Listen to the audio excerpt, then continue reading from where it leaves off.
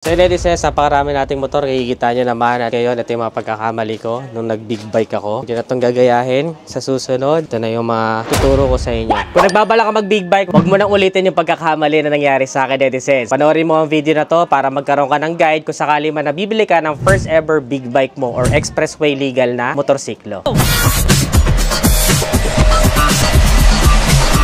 So yun nga ladies, after ilang years ng pagkakaroon ng big bike, actually this is my second big bike. Yung first big bike ko is sports bike na nakapaglagay lang ako doon ng around few thousand kilometers lang. Itong isang naman to ladies ay halos hindi pa yata na for first change oil, pero nasa akin na to for a few months, nakuha ko so last December 2024. So ito yung mga ilan na pwede nyong gamitin na guidelines or baka mag-work sa inyo, not to discourage you na bumili ng big bike, pero para makatulong kung sakali man na hindi kayo makapag-decide kung bibili kayo ng first big bike ninyo. First of all, ladies, kung kukuha kayo ng big bike, make sure na mag-umpisa muna kayo sa entry-level big bike. Bakit? Kasi you have to get the skin of the game o kaya naman ay ma-feel muna na magkaroon na personal big bike bago kayo mag-jump doon sa pinaka-dream bike nyo talaga. So, doon muna kayo mag-start sa mga entry-level na big bike just like me. Nagsimula ako sa Invictus 400, tapos ngayon, nandito naman tayo sa Fortress 400. Medyo pricey na rin siya, pero still, mas mura pa rin siya compared sa mga ibang big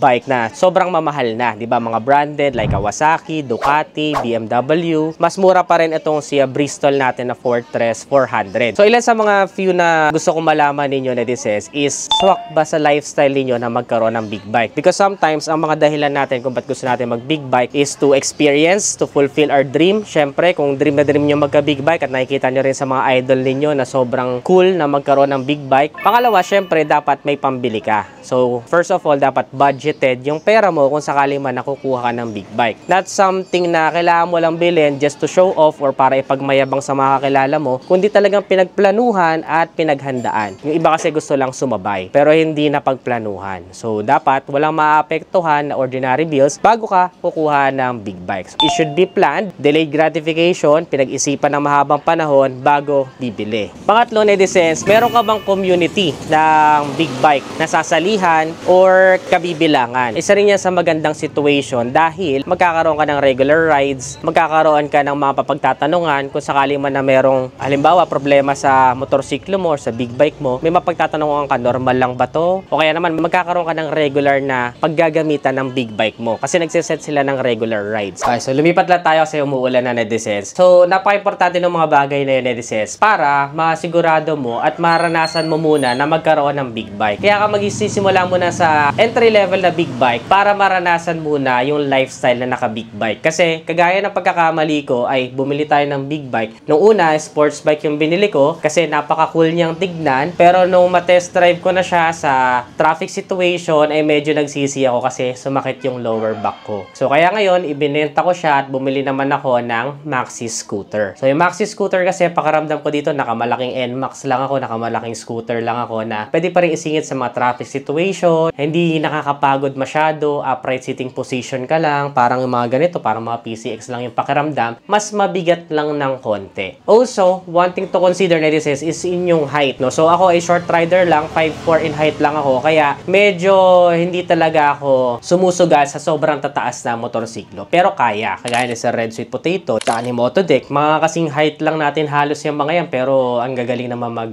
motorsiklo. One thing also as well na alamin mo sa sarili mo if mahilig ka talagang magmotorsiklo, mahilig ka talagang mag-ride, or is it something na ginagawa mo na sa small displacement pa lang, kagaya ng mga regular ride. Kasi hindi ka masasatisfy at hindi mo magagamit ng husto yung big bike mo kung sa maliit na motor pa lang ay hindi mo na gaano nagagamit. So yun yung case ko kasi. Nagmumotor ako araw-araw pero hindi ako na madalas nagra-ride. Bihira na lang tayo mag-ride netizens, yung mga regular rides, bihira na lang siya. So anong nangyari, nung bumili ako ng aking Fortress 400, kahit na napaka-comfortable na niya, hindi ko rin siya magamit ng madalas. So, nagkaroon lang ako ng big bike na ganyan kasi unang-una sa lahat, trabaho ko, nagmo-motovlog ako. Merong mga invitation na breakfast ride, meeting, na sometimes ay big bike lang yung tanging option para makapunta doon. Kasi group ride yan eh. Magbe-breakfast kayo, hindi pwede yung small displacement mo, alam nga naman pupunta ka doon na nakamotorsiklo. So, kapag may mga invitation na breakfast ride na all big bikes, all expressway kayo dadaan, doon ko nagagamit yung big bike ko. So, kagandahan naman sa pag may big bike ka, netizens, is if yun yung something na trabaho mo or pangkabuhayan mo, nagnegosyo ka, it is really good to connect with others. Kasi ang mga big bike, netizens, is hindi basta-basta ang presyo. Halos kapresyo na niya yung mga sasakyan. Sino nga namang hindi masyado nakakaluwag-luwag sa buhay na mas uunahin pa ang big bike kumpara sa sasakyan? More likely, itong mga bumibili ng big bike, may mga sasakyan na rin yan,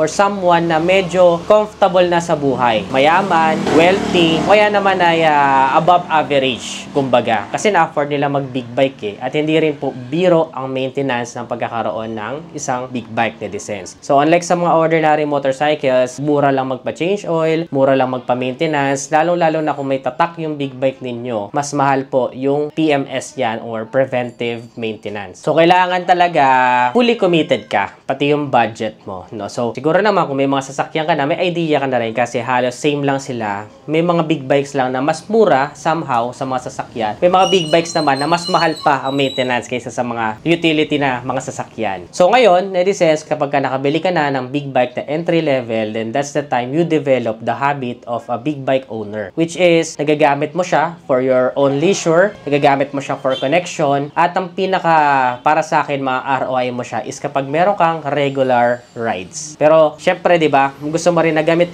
mo yung big bike. Pero yung iba kasi bumibili lang ng bike, yung iba nga kahit sasakyan bumibili lang for the sake na i-display. So kung gano'n naman kayo, medyo marami na kayong pasobra na pera, okay lang din naman yun. Para sa akin, yung pinakamagandang return of investment dito sa big bike is kung regular kang may ride at regular mo siyang nagagamit for your own fun, for your own fulfillment and satisfaction. At the same time, bonus na lang kung nagagamit mo pa siya talaga to network sa other big bike owners, di ba? Kasi kung may business ka, malamang sa malamang may business din yung isang naka-big bike, pwede kayong mag-collab. That's why, sabi nga nila, yung mga mayayaman ay lalong yumayaman dahil sa networking. So, halimbawa, yung isa may-ari pala ng resort, pupunta pala kayo ng Bataan, may resort ako dyan. So, doon na lang kayo sa resort ko, ako nang bahala. O, diba? Yung mga ganong factor nangyayari talaga yan sa mga big bike owners. So, you will have good connections, higher quality of network. Iyon yung sinasabi ko, kaya wag muna kayong magja-jump doon sa pinaka-dream bike nyo na. Alamin nyo muna yung proseso at pasikot-sikot ng isang big bike. Then, by the time na alam mo sa sarili mo na gamit mo talaga ang big bike and it's something na profitable, it's something na nakakapagbigay sa'yo ng fulfillment, ng kaligayahan, then that's the time that you can extend your budget para sa pinaka-dream bike mo na talaga. Kumbaga, sumubo ka muna ng konti at saka ka mag-jump. Kasi, ang ayaw ko lang mangyari is, bumili ka ng dream big bike mo, tapos natenga lang sa bahay mo, hindi mo nagagamit, hindi mo rin na-maintenance na maayos, hindi mo napaghandaan yung mga gastos, at wala ka ring paggagamitan ng big bike. Ang nangyari, tenga lang siya sa bahay. Aantayin mo na lang mabulok, aantayin mo na lang masira, o kaya naman ay ibabenta mo sa mas mababang halaga. Pero, kung ang mindset mo naman ay doon ka na agad sa pinakagusto mong big bike, tapos syempre, pag nandyan na, paganahin mo na. It could also work kung yun yung mindset ninyo, pwede din naman ganun. Syempre, mangangarag ka ngayon kasi kung di mo nagagamit yan, mas kikilos ka. They work under pressure. Okay lang din naman yun. Pero, para sa akin, mas practical, mas hindi ka masasayangan ng oras, ng pera, at syempre, ng depreciating asset ay kung you get first the skin of the game, get first the taste of having a big bike, experience mo muna siya, is it something that really works for you? Para nang sa ganon, kung sakali man na hindi pala siya para sa'yo at hindi mo pala siya ganon magagamit, ay pwede mo namang ibenta yung big bike mo. At you can go back to using your car o kaya naman ay using daily utility bikes like this, mga scooter, mga small displacement, pwede kang bumalik doon. Kasi in the first place, kaya naman tayo nagmamotorsiklo para makatipid, para makaiwas sa traffic, hindi tayo ma-stuck sa traffic. At the same time, kapag weekend ay makapag personal na ride naman. So kaya netizens, kung sakali man na wala pa kayo sasakyan, and of course siguro kung nasa age bracket na kayo na makakabili ng big bike, you can start with big bike kasi may mga naging estudyante ko before, nagturo kasi ako, na nag-umpisa sila sa big bike because they want something na parang ride nila or motorsiklo nila nung kabataan nila. Diba? So yun yung ginagamit nila pang school, which is good kung nasa ganong community kayo. But I highly recommend to first have your first car before kayo mag-big bike. So syempre, yung sasakyan, may bubong. Makakapagsakay ka ng mas maraming tao, air condition, at the same time, pwede mong dalhin sa malalayong lugar with the convenience, kaya ng storage. So, first, invest on your first car bago ka mag-jump sa big bike. So, whatever works for you. Hindi naman ito yung strict na rules. This is just a guideline kung sakali man na nag-iisip-isip pa lang kayo kasi marami nagtatanong sa akin. And marami din nag-iisip na rider to have their first big bike at ano yung mga things to consider na marahil ay hindi nagki-came across sa isip nila. Yun lang yung mga ilan sa mga pointers ko. And then if you have your own car, first car, and then that's the time na magsumubo ka naman ng big bike. And you can start with entry level. Or you can go straight dun sa pinaka gusto mong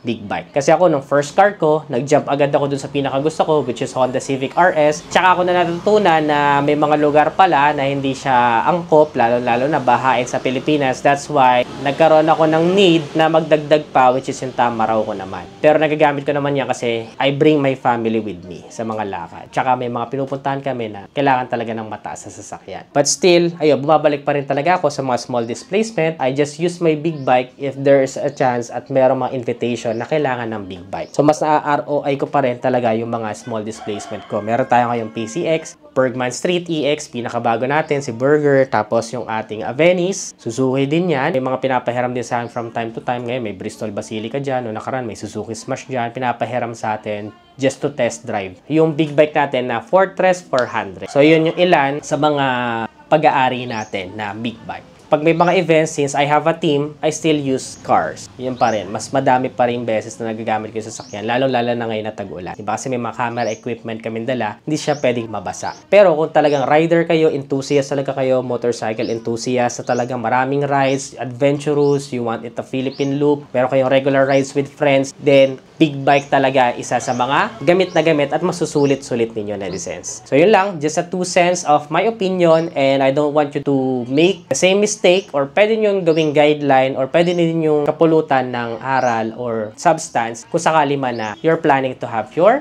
first big bike. Ano pa yung mga ibang topics na gusto nyo pag-usapan natin next time, netizens? This is just raw, very true, very unique, very authentic. Kung nagustuhan mo to, don't forget to give this video a thumbs up. Comment your suggestions, comment your thoughts below para makatulong din tayo sa mga nagpaplano pa lang. Again, this is Adriano. Always keep it cool, rise if always.